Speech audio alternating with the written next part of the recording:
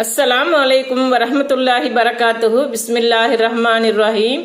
அன்பான சகோதர சகோதரிகளே, எல்லாம் வல்ல அல்லாஹ்வின் நல்லடியார்களே, இன்று நாம் காணவிருக்கும் தலைப்பு தடை செய்யப்பட்ட சம்பாத்தியமும் அதனால் ஏற்படும் தீங்குகளும்.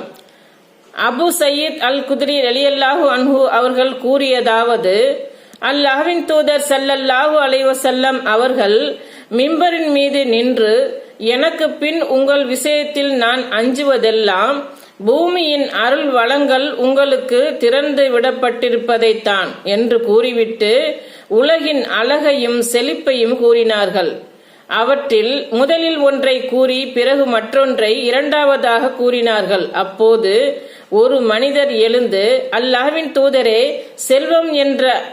செல்வம் நன்மை தீமையை கொண்டு வருமா என்று கேட்டார்.